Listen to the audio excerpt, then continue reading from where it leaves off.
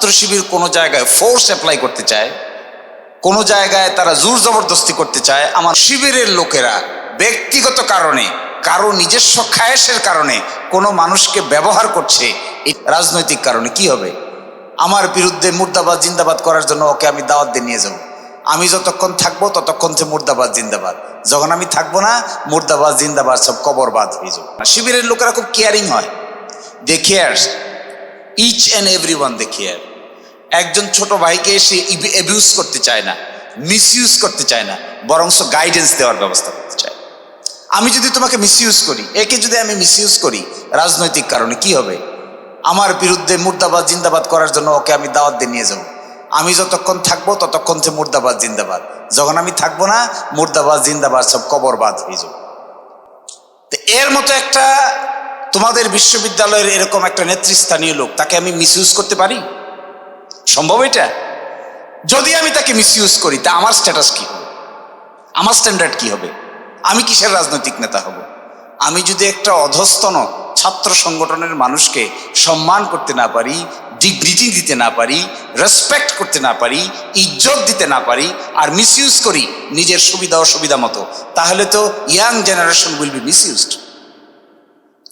আমি তোমাদেরকে একটা কথা বলতে পারি, শিবিরের লোকেরা ব্যক্তিগত কারণে, কারো নিজস্ব খায়েশের কারণে কোনো মানুষকে ব্যবহার করছে, এটা যদি তোমরা দেখতে পাও তোমরা কেউ শিবিরে জয়েন করবা না। কারণ this is a question of personal dignity, human dignity. আর যারা বদনাম করে, এক হাতে তো আর তালি বাজে না, তালি বাজাইতে গেলে এভাবে করলে তো আর তালি হইতেছে না, আরেকটা হাত লাগবে তো, তো ওইটা আনলে একটু তালি বাজে। শিবিরের কিছু কিছু বদনাম কোনো এক কালে যে ছিল না তা না, ছিল। তো সেই বদনামের দিকে আমরা বিগত 20-30 বছরে এই সব কিছুকে দলিয়ে মারিয়ে নতুন ডাইমেনশন ক্রিয়েট করার চেষ্টা করেছি। অ্যাজ অফ টুডে আমার মনে হয় না ছাত্র শিবির কোনো জায়গায় ফোর্স অ্যাপ্লাই করতে চায়, কোনো জায়গায় তারা জোর জবরদস্তি করতে চায়, আমার মনে হয় না। আমার মনে হয় ছাত্রদের মন জয় করার জন্য তারা বিভিন্ন প্রোগ্রামের আয়োজন করে থাকে। এটি তো করাই উচিত, এটি তো ক্রিয়েটিভিটি। আর তারপরেও আমার মনে হয় এই ক্রিটিসিজমগুলো যেখানে যেভাবে আছে, এগুলো শিবিরের নজরে আসলে শিবিরের দায়িত্ব হবে ইনস্ট্যান্টলি এগুলোকে কারেক্ট করা। If anybody criticises Shibir for any reasonable cause, it is the Shibir's responsibility is to make it amended instantly, make it correct. Do not argue and palta argue, দরকার নাই। কেউ যদি আমার বিরুদ্ধে একটা অভিযোগ তুলে যার মধ্যে সামান্য সত্যতার লেশ মাত্র আছে বলে আমি দেখতে পাবো, I will make myself instantly correct. I will never do this again. That should be the approach.